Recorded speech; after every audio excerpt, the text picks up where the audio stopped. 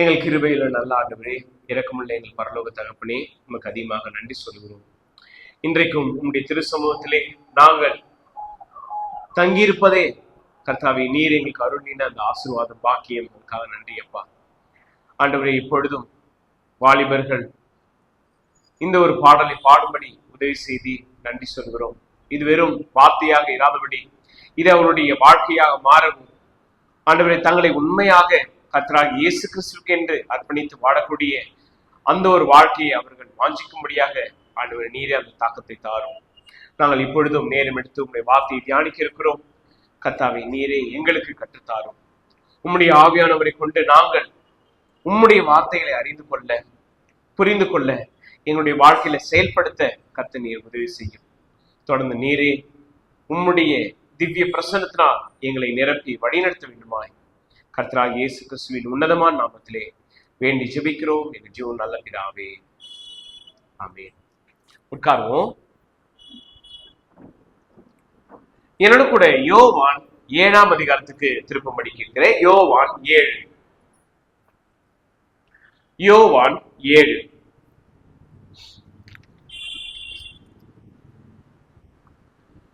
யோவான் 7ஆம் அதிகாரம்.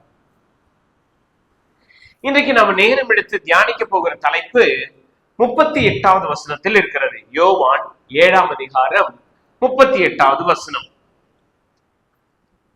நம்ம எல்லோருமே சேர்ந்து வாசிக்கலாமா? யோவான் 7ஆம் அதிகாரம் 38வது வசனம் வாசிப்போம். வேத வாக்கியம் சொல்லுகிறபடி என்னிடத்தில் விசுவாசமாய் இருக்கிறவன் எவனோ அவன் உள்ளத்திலிருந்து ஜீவ தண்ணீர் உள்ள நதிகள் ஓடும் என்றார். திரும்பவும் நம்ம வாசிப்போம். வேத வாக்கியம் சொல்லுகிறபடி என்னிடத்தில் விசுவாசமாய் இருக்கிறவன் எவனோ அவன் உள்ளத்திலிருந்து ஜீவ தண்ணீர் உள்ள நதிகள் ஓடும் என்றார். ஆமா, இன்றைக்கும் நாம இந்த ஒரு வசனத்தை மையமாக கொண்டுதான் கர்த்தருடைய வார்த்தையை நம்ம தியானிக்க போகிறோம். சரி, இங்க ஆண்டவராகிய இயேசுவானவர் இந்த வார்த்தைகளை சொல்வதற்கான காரணம் என்ன, பின்னணி என்ன என்பதை நாம் அறிந்திருப்பது அவசியம். நம்ம குறிப்பா புதிய ஏற்பாட்டுல ஆண்டவராகிய இயேசுவானவர் மக்களிடத்தில் அவருடைய போதனையை இல்ல அவருடைய படிப்பனையை கொண்டு வருகிறார் என்றால் அதனுடைய பின்னணி என்ன, என்ன காரணத்துக்காக, என்ன நோக்கத்திற்காக அதை கற்றுக் கொடுக்கிறார், அதனுடைய அவசியம் என்ன, ஏன் அதை இங்க திரும்பவும் சொல்ல வேண்டும் என்பதை நம்ம கவனித்து பார்க்கணும். குறிப்பா நாம இங்க படித்தோம், என்னிடத்தில் விசுவாசமா இருக்கிறவன் எவனோ அவன் உள்ளத்திலிருந்து ஜீவ தண்ணீர் உள்ள நதிகள் ஓடும். இந்த ஜீவ தண்ணீர் இது நம்ம எங்க படிச்ச மாட்டோம் இருக்கே. எங்க படிச்சோம்?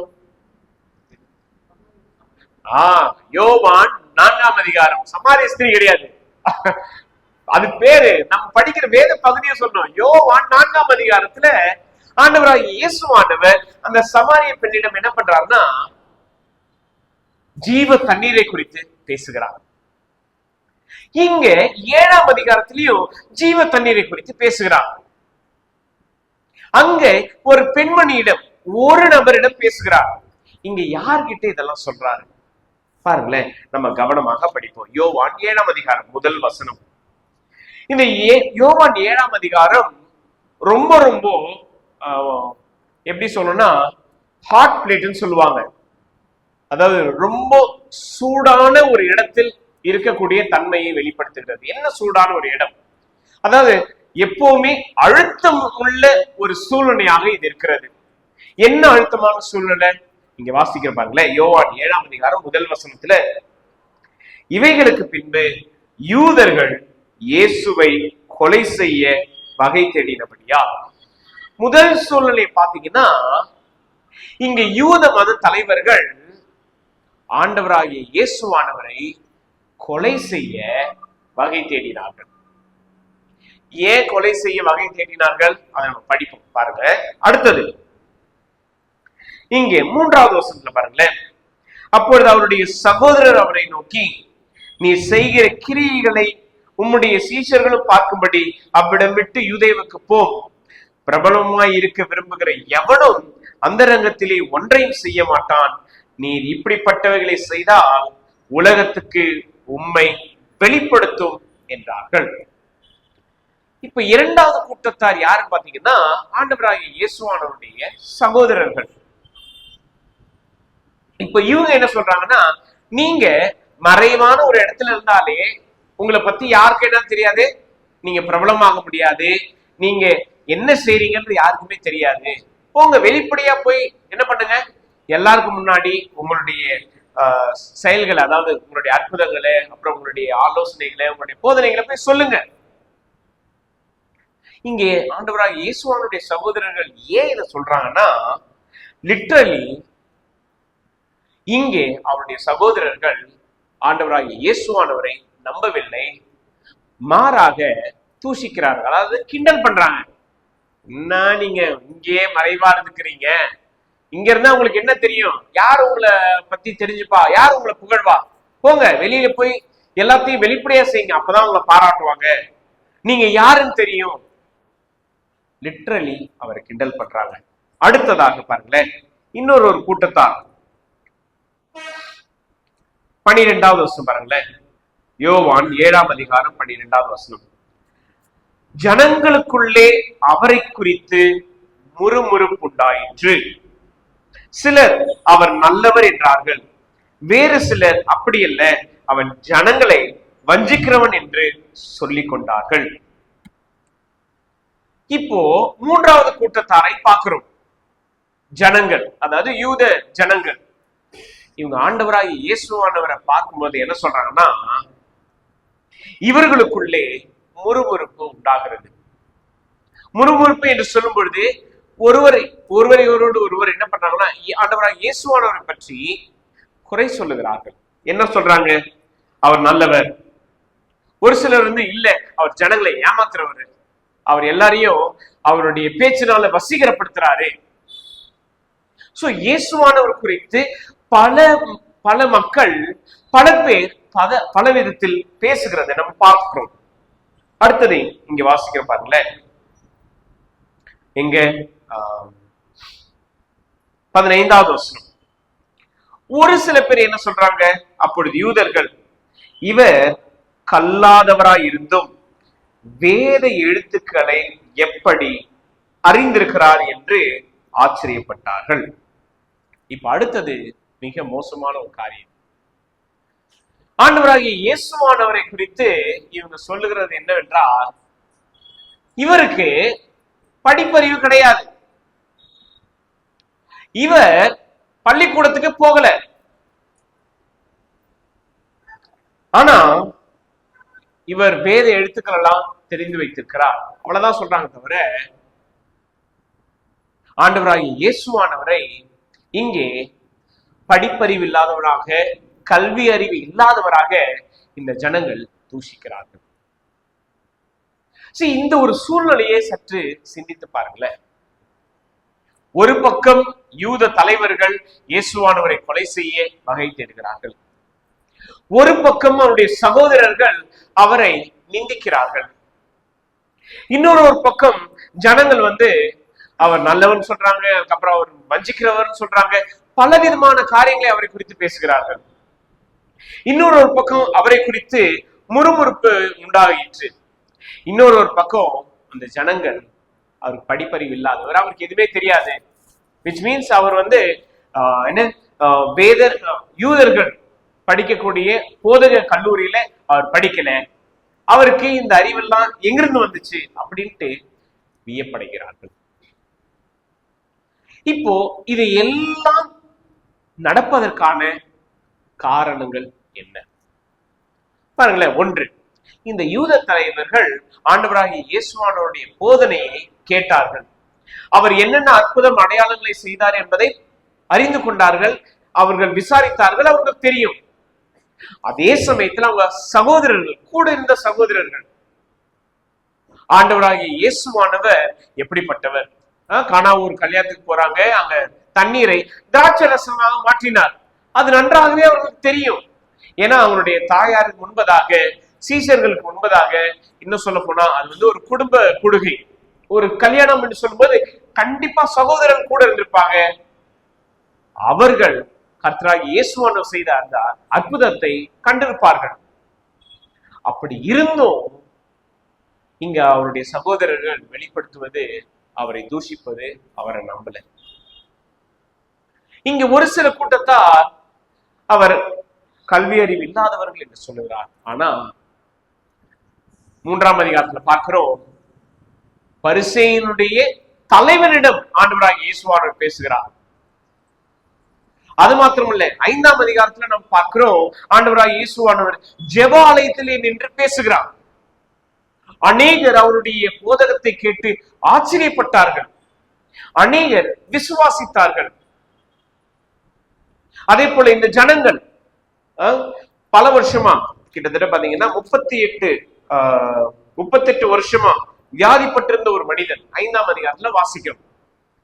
அவனை ஆண்டவராகிய இயேசுவானவர் சுஸ்தப்படுத்தினார், குணமாக்கினார்.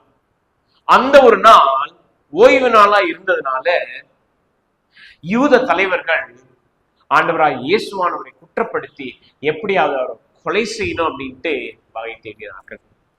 இப்ப இங்க 7ஆம் அதிகாரத்தினுடைய பின்னணியை நம்ம பார்க்கிறோம்.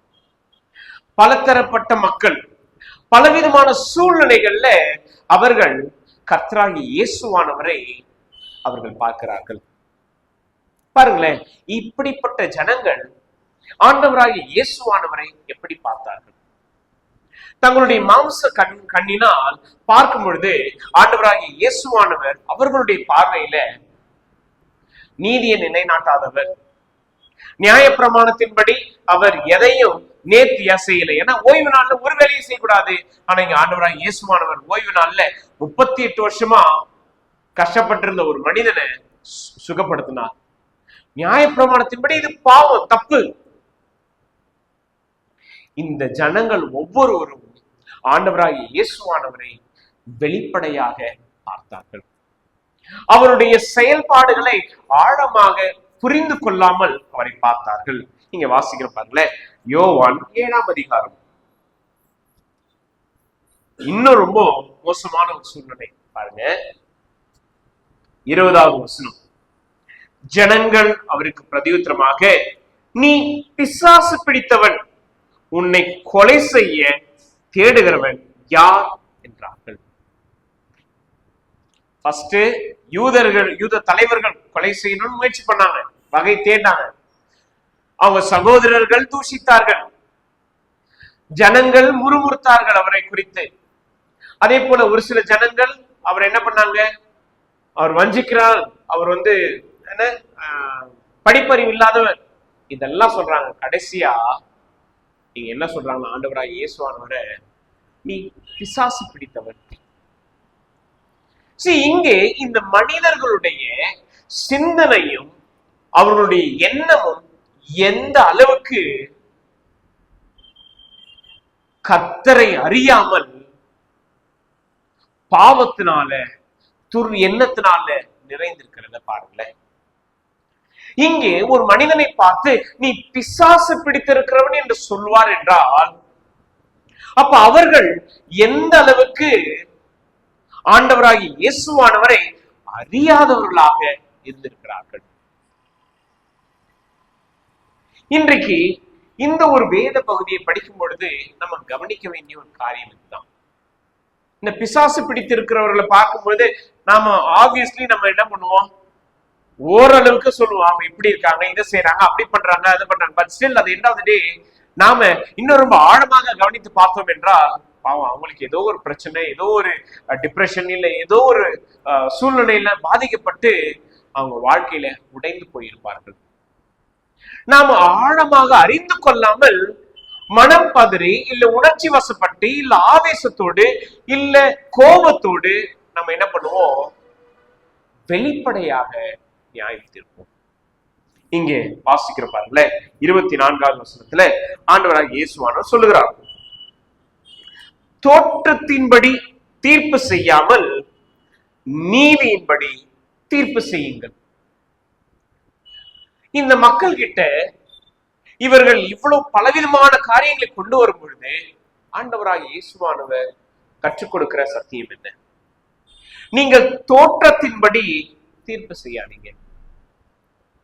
இன்றைக்கும் நாம ஒவ்வொருத்தரும் கற்றுக்கொள்ள வேண்டிய மிக முக்கியமான ஒரு காரியம், நாம எல்லோருமே தோற்றத்தின்படி தீர்வு செய்யக்கூடியவர்களா இருக்கும். அவங்க எப்படி இருக்கிறாங்க, அவங்க எப்படி ட்ரெஸ் பண்ணிட்டு இருக்காங்க, அவங்களுடைய பின்னணி என்ன, இது எல்லாவற்றையும் பார்த்துதான் நம்ம என்ன பண்ணுவோம், அவங்கள எடை போடுவோம். இங்க ஆண்டவராக இயேசுவான சொல்கிறார், நீதியின்படி தீர்ப்பு செய்யுங்கள். நீதி என்று சொல்லும் பொழுது உண்மைத்துவத்தை குறித்து, அதே சமயத்துல வெளிப்படையாக அவர்கள் எப்படி நடந்து கொண்டிருக்கிறார்கள் என்பதை குறித்து அறிந்து நீங்க என்ன பண்ணுங்கன்னா பேசுங்க. இன்னைக்கு நம்ம நிறைய பேர் நிறைய விஷயங்களை தெரியாமலே நம்ம பேசுவோம். இந்த யூத தலைவர்களை போல, இந்த யூத ஜனங்களை போல, ஆண்டவராகிய இயேசுவானுடைய சகோதரர்களை போல விஷயமே நமக்கு தெரியாது. ஆனா நம்ம என்ன பண்ணுவோம், அதை தெரிஞ்ச மாட்ட பேசுவோம். ரொம்ப நாம தான் புத்திசாலிகள் என்ற அந்த ஒரு எண்ணத்தோட, அந்த ஒரு பெருமையோட நம்ம காரியங்களை பகுத்தறிவோம். ஆனா இங்க இந்த சூழ்நிலைகளை ஆண்டவராகிய இயேசுவானவர் நன்றாக அறிந்து அவர்களுக்கு கற்றுக் கொடுக்கிறார். அதுவும் என்னன்னு பாத்தீங்கன்னா, இங்கே நம்ம படிக்கிறோம் 7ஆம் அதிகாரம், யோவான் 7ஆம் அதிகாரம் 2வது வசனத்துல, யூதருடைய கூடார பண்டிகை சமீபமாய் இருந்தது. ஓகே, சோ யூதர்கள் வருடத்துல 3 முறை தேவாலயத்துல என்ன பண்ணுவாங்கன்னா பிரத்யேகமா இந்த கூடுகைகள்ல இந்த பண்டிகைகளை கொண்டாடுவார்கள். ஓகே, அதுவும் கூடார பண்டிகை. நீங்க ஜெப கூட்டத்துக்கு வந்திருப்பீர்கள் என்றால் இந்த கூடார பண்டிகை குறித்து நாங்க படித்தோம். இந்த கூடார பண்டிகை 7 நாட்கள் நடைபெறும். அதுவும் யூதர்கள் தங்களுடைய இடத்தை விட்டு கூடாரம் அமைத்து அங்கே அவங்க வாசம் பண்ணுவாங்க. ஏன் இதை செய்யறாங்க அப்படின்னா, அவர்கள் எகிப்திலிருந்து கானான் தேசத்துக்கு போகிற அந்த பிரயாணத்துல கூடாரங்கள்ல இருந்தாங்க. அவர்களுடைய அந்த ஒரு நிலையை ஆண்டவர் எப்பொழுதும் இவர்கள் மறக்க கூடாது என்பதற்காக நினைப்பூட்டும் வண்ணமாக இந்த கூடார பண்டிகையை கொடுத்திருக்கிறார். அதுல எவ்வளவு செல்வந்தனா இருந்தாலும் சரி, எவ்வளவு ஏழையா இருக்கிறவங்களும் சரி, எல்லோருமே கூடாரம் அமைத்து, ஒரே மாதிரியான கூடாரம் அமைத்து அதிலே அவர்கள் ஒரே விதமான உணவை உட்கொள்வார்கள். அதாவது என்ன சொல்லுவோம் பாத்தீங்கன்னா, எப்பயும் பழச மறக்க கூடாது. சோ இந்த ஒரு கூடார பண்டிகையில இப்படிப்பட்ட ஒரு சூழ்நிலைகள் நடைபெறுகிறது. இதுல ஆண்டவராகிய இயேசுவானவர் இவர்களுக்கு இந்த காரியங்களை போதிக்கிறார். நீங்க வெளிப்படையாக பார்க்கிற காரியங்களை குறித்து தீர்ப்பு செய்யாதீங்க. விசாரித்து, நன்றாக விசாரித்து அறிந்து காரியங்களை பகுத்தறியக்கூடியவர்களாக இருக்கிறீர்களா? கொஞ்சம் யோசித்து பாருங்களேன். இந்த சூழ்நிலைகள் ஒரு மனிதனை எப்படிப்பட்ட ஒரு அழுத்தத்துல கொண்டு வரும் அப்படின்றத நம்மளால நினைச்சு பார்க்கவே முடியாது. கொஞ்சம் யோசிச்சு பாருங்களேன். இன்றைக்கு உங்களை யாராவது கொலை செய்யணும் அப்படின்னு நினைக்கிறாங்க, உங்களை கேலி பண்ணணும் அப்படின்னு உங்ககிட்ட நேரடியாவே பேசுறாங்க, உங்களை குறித்து தவறாக பின்னாடி சொல்றாங்க, உங்களை குறித்து பிசாசு பிடித்தவன் என்று சொன்னா இன்னைக்கு நம்மளுடைய ரியாக்ஷன் என்னவா இருக்கும்? சரி, அந்த எக்ஸ்ட்ரீம்க்குலாம் நம்ம போகணும். ஒருத்தவங்க மற்றவர்கள் சொல்வதை கேட்டு அவங்க அப்படிதான், இவங்க இப்படிதான் அப்படின்ட்டு நாம ஒரு கணக்கு போட்டு வச்சிரோம் பாத்தீங்களே, அதுவே எவ்வளவு பெரிய ஒரு தவறான ஒரு காரியம். இன்றைக்கு மனிதனுடைய எண்ணமும் யோசனையும் இப்படிதான் சீர்கெட்டு போயிருக்கு. வாசிக்கிறேன் பாருங்க, யோவான் 7ஆம் அதிகாரத்துல இங்கே யூத ஜனங்கள் என்ன செய்கிறார்கள்? 12ஆம் வசனத்தை படிக்கிறோம். ஜனங்களுக்குள்ளே அவரை குறித்து முறுமுறுப்பு உண்டாயிற்று. இது இஸ்ரவேல் யூத ஜனங்களுக்குள்ளே இருக்கக்கூடிய பாரம்பரியமான ஒரு பாவம். ஆதியாகமம் 15ஆம் அதிகாரத்திலிருந்து இந்த பாவத்தை நீங்க பார்க்கலாம். எங்க? ஆதியாகமம் 15ஆம் அதிகாரம். மோசே அவர்கள் இந்த இஸ்ரவேல் ஜனங்களை எகிப்திலிருந்து அழைத்து கொண்டு வரும் பொழுது அப்போத்துல இருந்து முறுமுறுக்க ஆரம்பிச்சவங்க இப்ப வரைக்கும் அதை நிப்பாட்டல. எத்தனை 1000 வருடங்கள் கடந்து போனாலும் அவர்களுடைய இந்த பாரம்பரியமான அந்த பாவம் அவர்களை விட்டு போகவில்லை.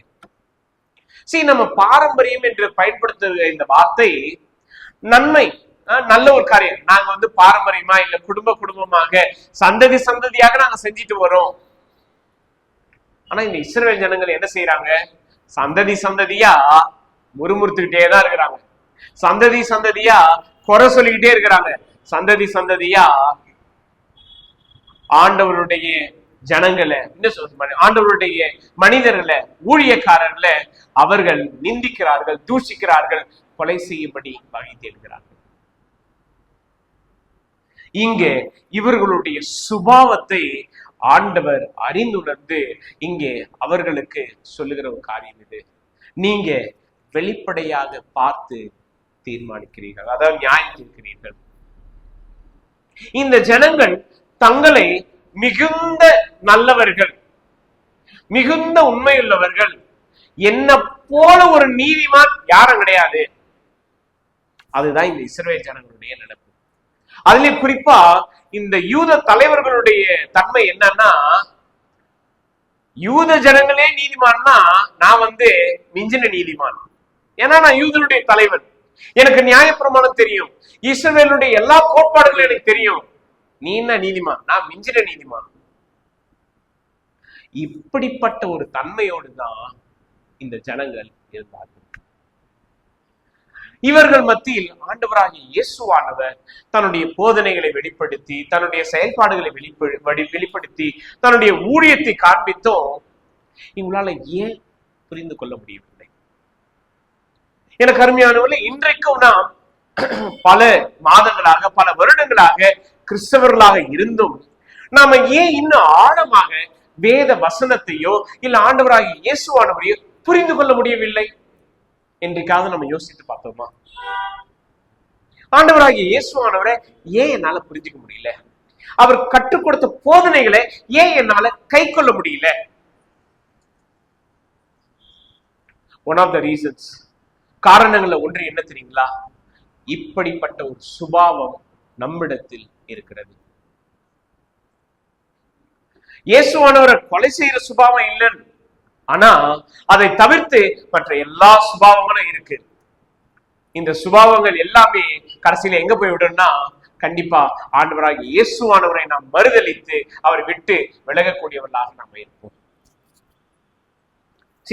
இங்க சகோதரர் ஆண்டவராகிய இயேசுவானவரை கேலி செய்யறத, கிண்டல் பண்றத, அதுவும் மறுதலிக்கிறத பார்க்கிறோம்.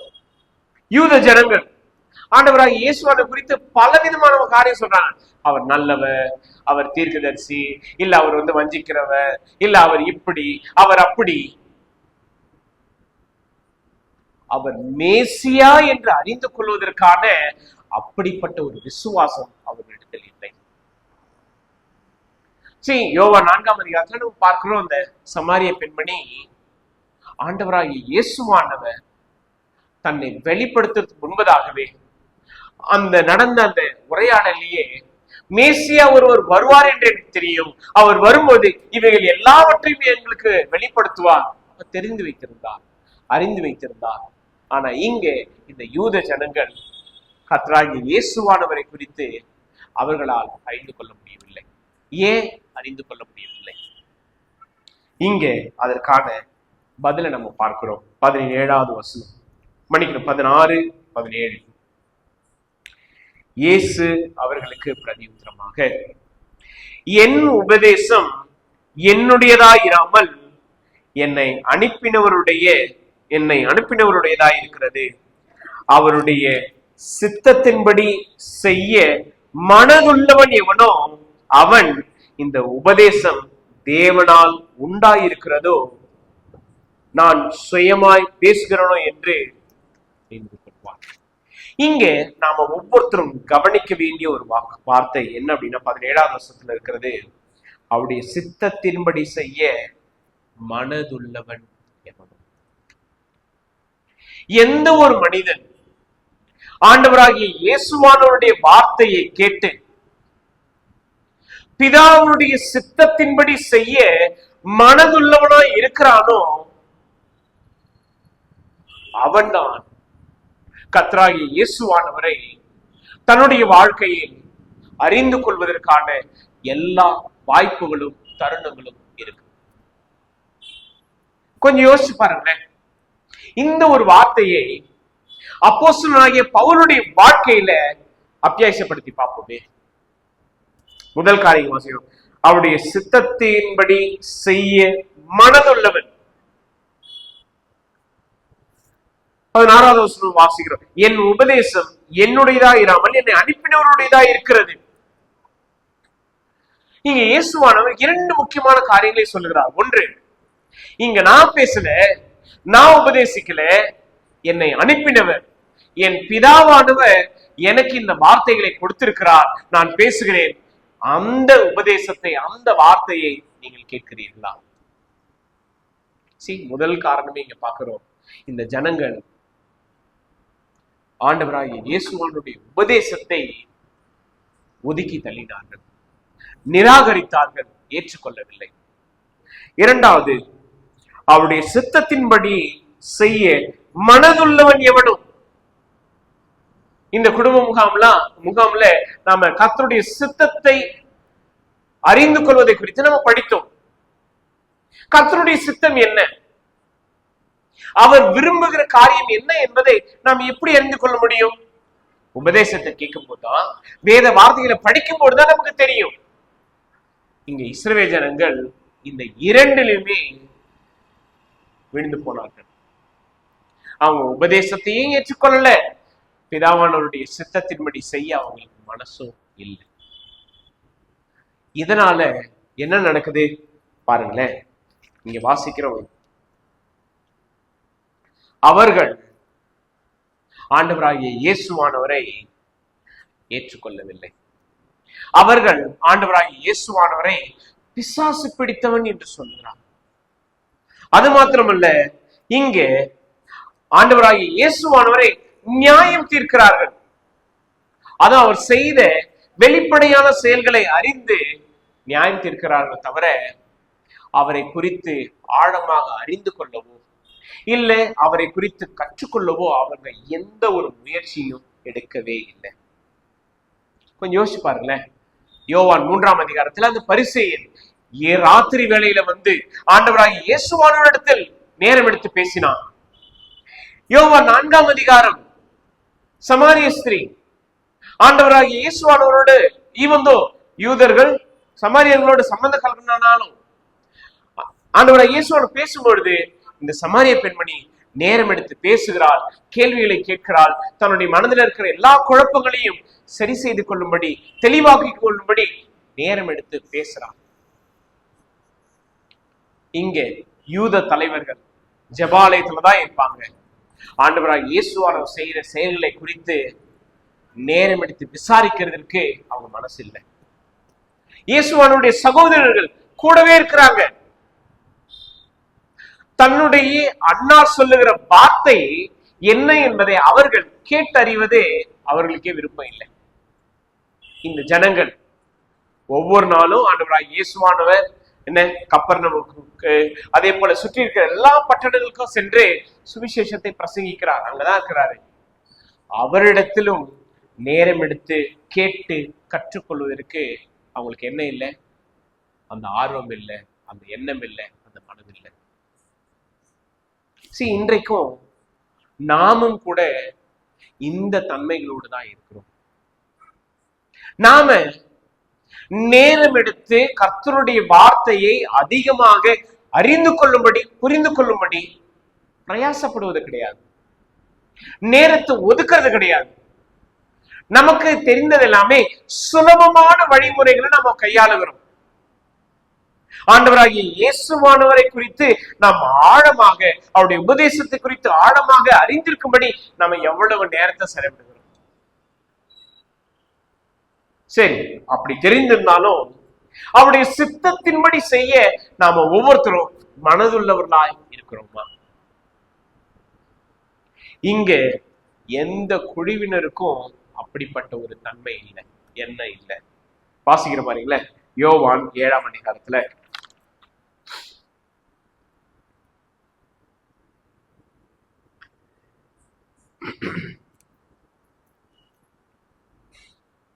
28வது வசனம்.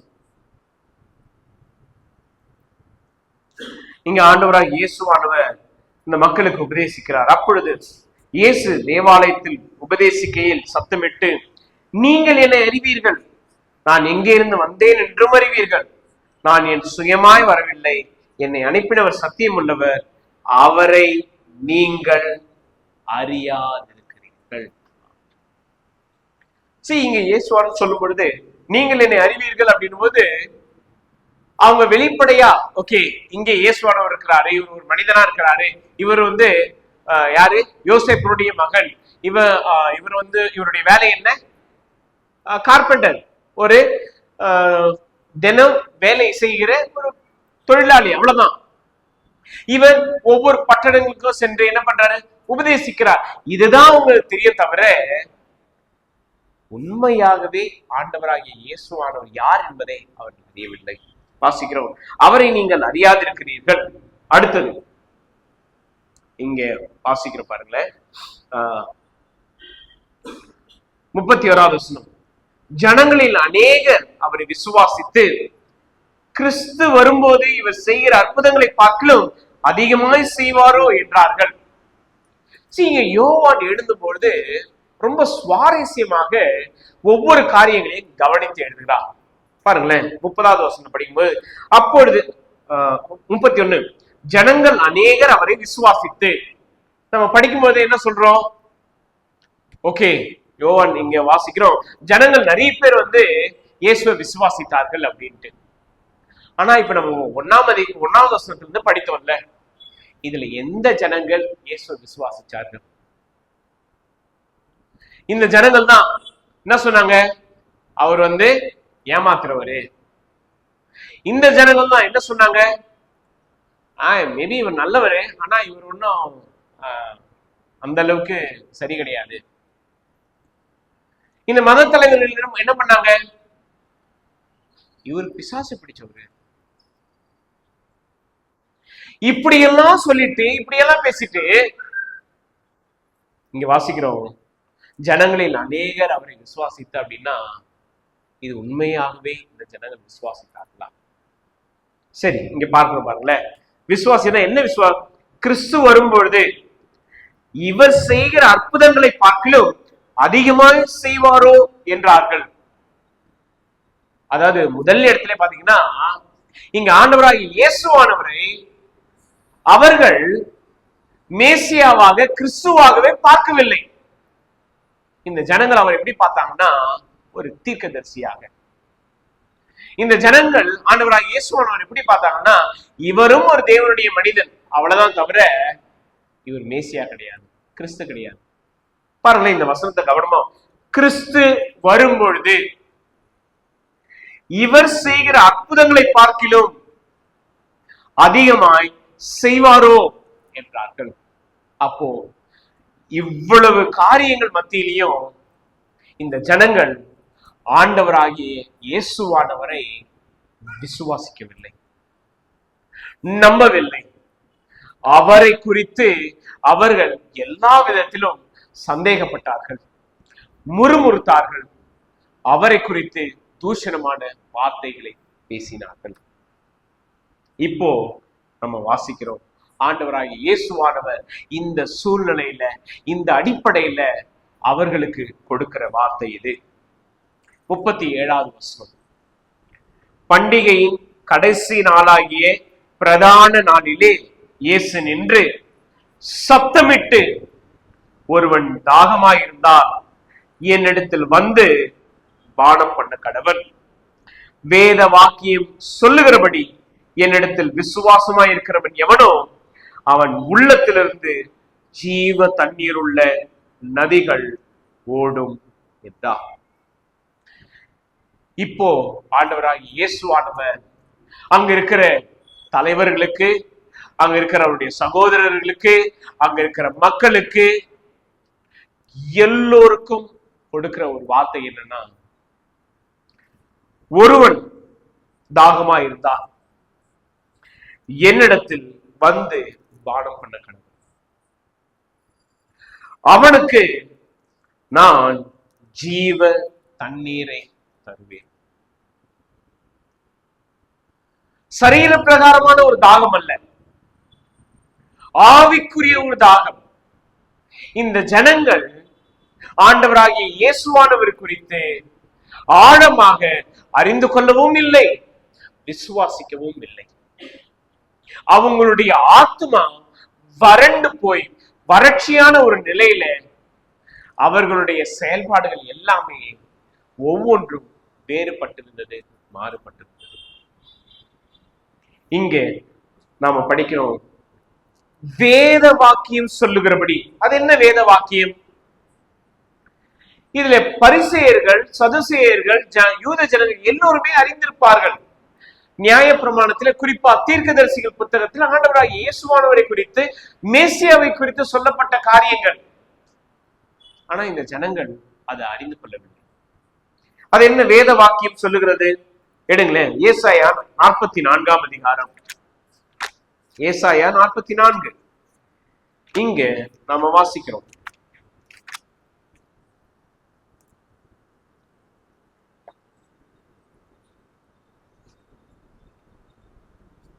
ஏசாயா 44 முதல் வசனத்துல இருந்து படிப்போம் பாருங்க.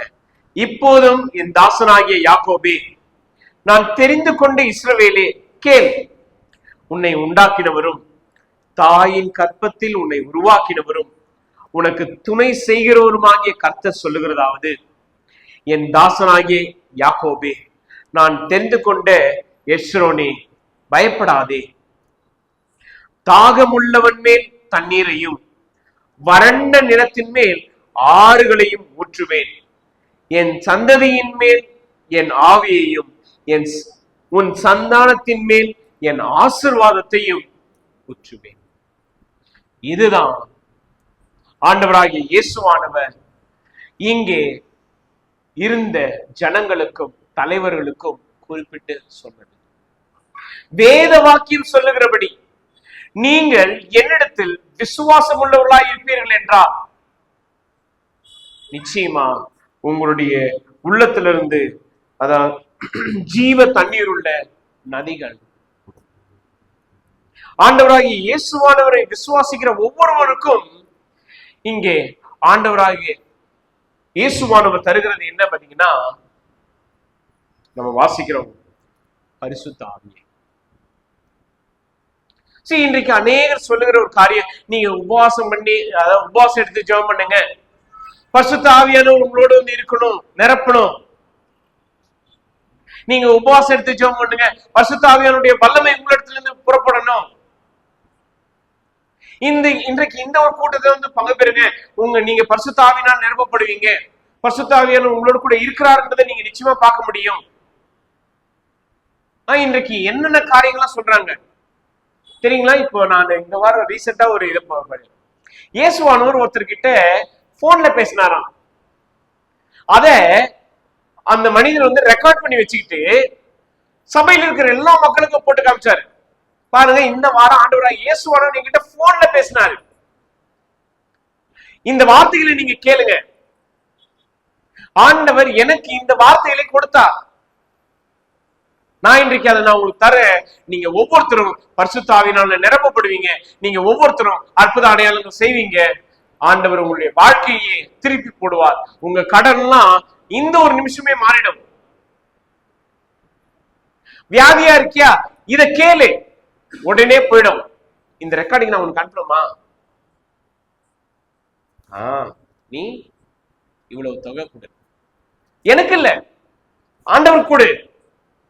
இந்த வார்த்தை உன்னை ஆசீர்வதிக்கும், இந்த வார்த்தை உன்னை குணமாக்கும். உண்மையிலேயே கேட்டு நான் வருத்தப்பட்டேன். கூடி இந்த ஜனங்கள் 50-100 பேர்லாம் கிடையாதுங்க, கிட்டத்தட்ட 5000 மக்கள். செம்ம பெரிய இடம். அந்த இதை ரெக்கார்டிங் வேற அவர் என்ன பண்றாருன்னா, கொஞ்சம் தான் போன்ல வச்சு பாருங்க, கேளுங்க, அந்த வாய்ஸ்ல அவ்வளவு பேஸ், அந்த வாய்ஸ்ல அவ்வளவு கிளாரிட்டி. அந்த வீடியோ இதுல பார்க்கும்போது அதுல கமெண்ட் செக்ஷன்ல போட்டுருந்தாங்க, ஏஐ மூலமா என்னென்னலாம் ஏமாத்து வேலை பண்றாங்க அப்படின்ட்டு. அதுக்கப்புறம் பலவிதமான கமெண்ட்ஸ் இருந்தது, நான் அதை சொல்ல விரும்புறேன். ஏன் இதை சொல்றேன்னா, இன்றைக்கு ஆண்டவராய் இயேசுவானவரை விசுவாசிக்கிறவர்களுக்கு ஆண்டவர் பரிசுத்த ஆவியானவரை அவருடைய வாழ்க்கையில தருகிறார். அதை நம்ம எங்க படிக்கிறோம்? எபேசியர் 1:13. எபேசியர் 1.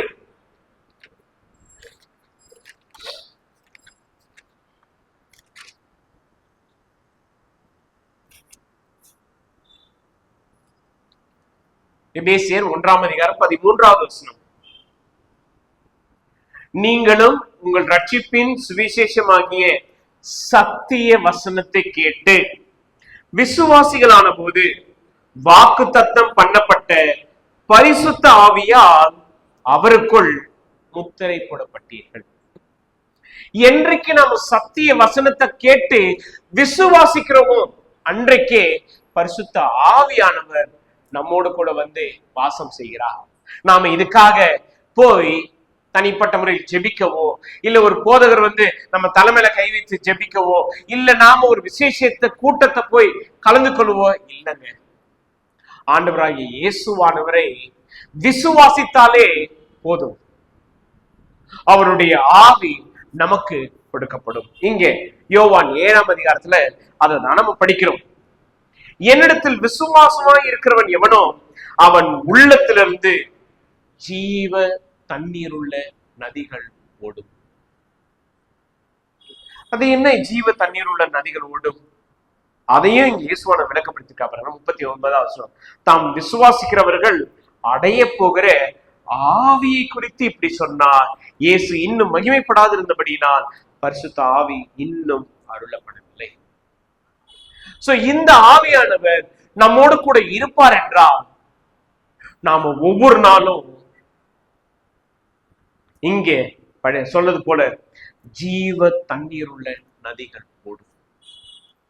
நாம் ஆண்டவராகிய இயேசு கிறிஸ்துவின் மீது விசுவாசத்தோடும் பரிசுத்த ஆவி நம்மோடு கூட இருக்கிறார் என்ற அந்த உறுதியோடும் நிச்சயத்தோடும் ஒவ்வொரு நாளும், ஒவ்வொரு நிமிடமும், ஒவ்வொரு வேளையும் நம்முடைய வாழ்க்கை உயிரோட்டம் உள்ள ஒரு வாழ்க்கையாக இருக்கும், உயிர் நிறைந்த ஒரு வாழ்க்கையாக இருக்கும். ஏன்னா நாம ஆண்டவராகிய இயேசுவான விசுவாசிப்பது மாத்திரமல்ல, நம்ம படித்தோம் பாத்தீங்களா, எங்க 15வது 16வது 16, 17 ஆண்டவராகிய இயேசுவானுடைய உபதேசத்தை அறிந்து கொண்டு அதே சமயத்துல அவருடைய சித்தத்தின்படி செய்ய மனதுள்ளவளாய் இருக்கிறவர்கள். இப்படிப்பட்ட ஒரு ஆசீர்வாதத்தை தான் ஆண்டவராகிய இயேசுவானவரை விசுவாசிக்கிறவர்களுக்கு அருளப்படுகிறது. சோ இன்றைக்கும் நாம் கர்த்தராகிய இயேசுவானவரை விசுவாசிக்கிறோம் என்றால் பிளீஸ் ஏதோ இந்த விசுவாசம் நம்மளுடைய வாழ்க்கையே ஓகே, நான் இயேசுவை நம்பிட்டேன், நான் இனி கிறிஸ்தவன், அப்படி இல்லை. ஆண்டவராகிய இயேசுவானுடைய உபதேசத்தை ஆழமாக தேடும்படி, வாஞ்சிக்கும்படி உங்களுடைய உள்ளத்தை தூண்டிக்கொண்டே இருக்கும். இரண்டாவது, பிதாவுடைய சித்தத்தின்படி செய்ய மனதுடையவர்களாக நாம இருப்போம். குறிப்பா இந்த குடும்ப முகாம் முடிந்ததுல எல்லாரும் சொன்னாங்க, ஓகே நான் இந்த வருஷம் என்னுடைய விசுவாசத்தை நான் கண்டிப்பா வளருவேன், என்னுடைய விசுவாசத்துல நான் வளர்ச்சியை பார்ப்பேன், நான் தூண்டப்பட்டேன். அத ஒரு சில வாரங்கள் நம்ம செயல்பாடுகளை பார்க்கிறோம். ஆனா இத தொடர்ந்து இந்த ஆண்டு முழுவதும் பார்க்க முடியுமா? தொடர்ந்து இந்த ஆண்டு முழுவதும் நம்முடைய விசுவாசத்தினுடைய வளர்ச்சி எவ்வளமாக இருக்கிறது என்பதை சோதித்தறிய முடியுமா? நிச்சயமா இங்கே ஆண்டவர் அருளுகிற இந்த ஒரு ஆசீர்வாதம் அவருடைய உள்ளத்திலிருந்து ஜீவ தண்ணீர் உள்ள நதி போடும். அவன் மாத்திரமல்ல, அவனுடைய சந்ததியும் அப்படிப்பட்ட ஒரு ஆசீர்வாதத்தை பெற்றுக்கொள்ளும். இன்றைக்கும் நாம இந்த ஒரு பகுதியை நம்ம தியானிக்கிறோம் என்றால் அறிந்து கொள்ள வேண்டிய காரியம் என்ன? ஆண்டவராகிய இயேசுவானவர் நமக்கு இந்த ஜீவ தண்ணீரை வாக்கு தத்தமாக கொடுத்திருக்கிறார். எங்க வாசிக்கிறோம்?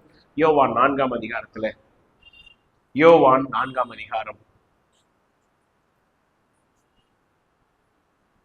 10வது வசனத்துல வாசிக்கிறோம். இயேசு அவர்களுக்கு பிரதியுத்தரமாக, நீ தேவனுடைய ஈவையும் தாகத்துக்கு தாய் என்ற உன்னிடத்தில் கேட்கிறவர் இன்னார் என்பதையும் அறிந்திருந்தாயானால் நீயே அவனிடத்தில் கேட்டிருப்பாய், அவர் உனக்கு ஜீவ தண்ணீரை கொடுத்திருப்பார். இன்னைக்கு நம்ம கேட்கிறவர்களா இருக்கிறோமா?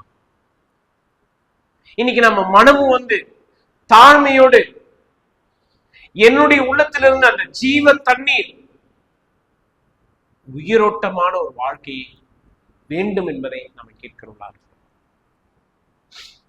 இங்கே வாசிக்க பாருங்க, 13வது வசனம், யோவான் 4:13. இயேசு அவனுக்கு பிரதியுத்தரமாக, இந்த தண்ணீரை குடிக்கிறவனுக்கு மறுபடியும் தாகம் உண்டாகும், நான் கொடுக்கும் தண்ணீரை குடிக்கிறவனுக்கோ ஒரு காலம் தாகம் உண்டாகாது, நான் அவனுக்கு கொடுக்கும் தண்ணீர் அவனுக்குள்ளே நித்திய காலமாய் ஊறுகிற நீரூற்றாய். சேம் யோவான் 7ஆம் அதிகாரம் 38வது வசனத்துல படிக்கும். ஆண்டவராகிய இயேசுவானவர் அதை நம் ஒவ்வொருடைய உள்ளத்திலிருந்து தர அவர் சித்தமுள்ளவராய் இருக்கிறார். ஆனா இன்றைக்கும் நம்மை ஆராய்ந்து பார்க்க வேண்டிய காரியம் இதுதான். நாம விசுவாசிக்கிறோம்னு சொல்லிட்டு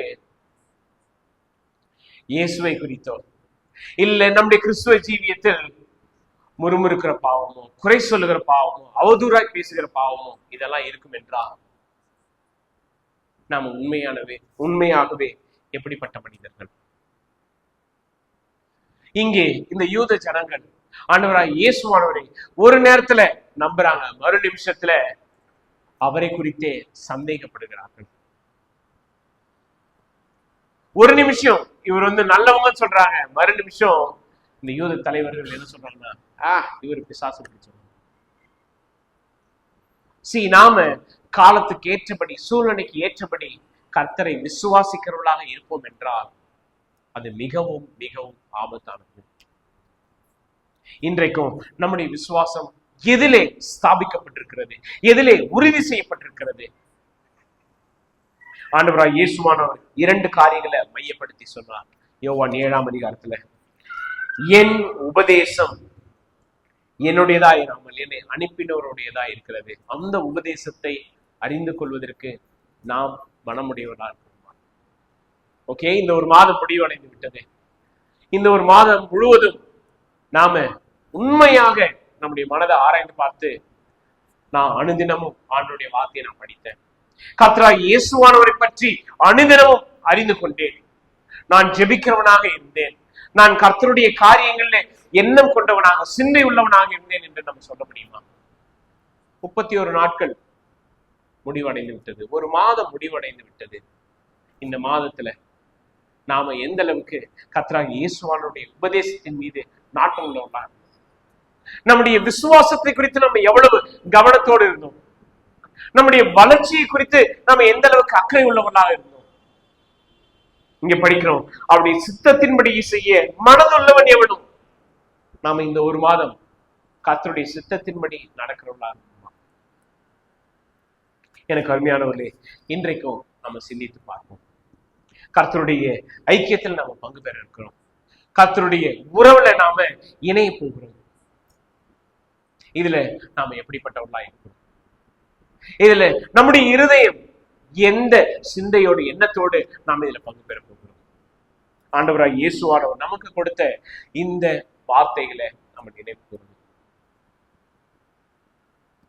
விசுவாசிக்கிறவன் எவனும், அதோ என்னை விசுவாசிக்கிறவன் எவனும், அவன் உள்ளத்திலிருந்து ஜீவ தண்ணீர் உள்ள நதிகள் ஓடும். ஜீவ தண்ணீர் உள்ள நதிகள் தடுக்க முடியாது. அதனுடைய உத்வேகம், அதனுடைய பலம் அதிகமா இருக்கும். இன்றைக்கும் நாம அப்படிப்பட்ட பலத்தையும் உத்வேகத்தையும் காண்படி கர்த்தராகிய இயேசுவானிடத்தில் நம்ம இன்றைக்கு நாம ஏன் கர்த்தருடைய சித்தத்தின்படி, கர்த்தருடைய உபதேசத்தின்படி நாம வாழ முடியல? பார்ட் ஆஃப் த ப்ராப்ளம், நாம இன்னும் அதிகமா ஆண்டவரை நேசிக்கல. உண்மையை சொல்றேன், நாம இன்னும் அதிகமாய் ஆண்டவர் விரும்புகிற வண்ணமாக நாம் அவரை நேசிக்கிற சுயம் நம்முடைய விருப்பத்தின்படிதான் நம்ம நேசிக்கிறோம். உண்மை அதுதான். ஆண்டவர் விரும்புகிற வண்ணமாக நாம நேசிப்போம் என்றால் நம்முடைய வாழ்க்கை, நம்முடைய கிறிஸ்துவ ஜீவியம், செயல்பாடு வித்தியாசமா இருக்கும். ஆனா உண்மையாகவே நாம அப்படி இல்லை. அதை நான் இங்க வெளிப்படையாக சொல்லுகிறேன். நாம யாரும் அந்த அளவுக்கு ஆண்டவராக இயேசுவானவரை விசுவாசிக்கல, அந்த அளவுக்கு அவரை நாம நேசிக்கல. நாம் அப்படி உண்மையாகவே நேசிப்போம் என்றால் நாம் கர்த்தரை மதிக்கிற மதிப்பு, நாம் மற்றவர்களை மதிக்கிற மதிப்பு, நாம் மற்றவர்களோடு இருக்கக்கூடிய அந்த ஐக்கியம் கர்த்தருக்கு பிரியமாகவும் கர்த்தருடைய சித்தத்தின்படி இருக்கும். நம்ம யாரும் இன்னும் கர்த்தரை முழுமையாக அவர் விரும்புகிற வண்ணமாக நேசிக்கல. நம்மிடத்தில் குறை இருக்கு.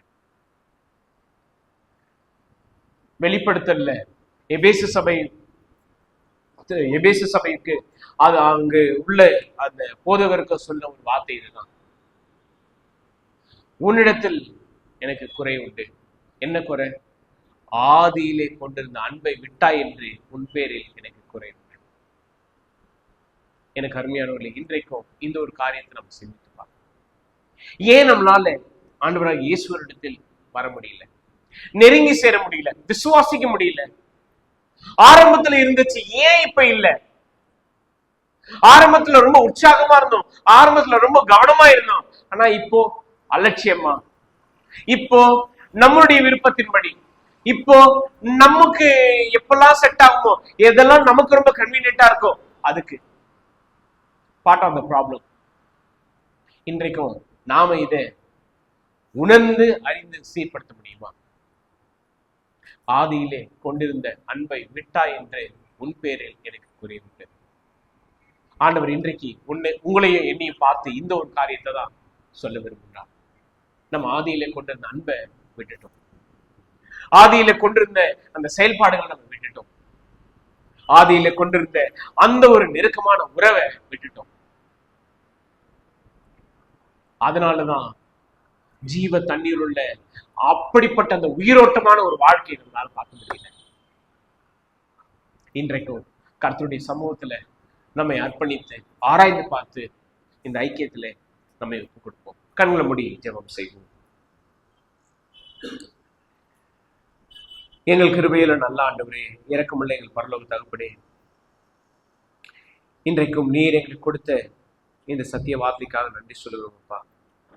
ஆண்டவரே, நாங்கள் எந்த நிலையில் இருக்கிறோம் ஆண்டவரே, நாங்கள் உண்மையாக உங்களுடைய சித்தத்தின்படி செய்ய மனதுள்ளவர்களா இருக்கிறோமா என்பதை ஆண்டவரே சோதித்தறிய ஆராய்ந்து பார்க்க உதவி செய்யும்.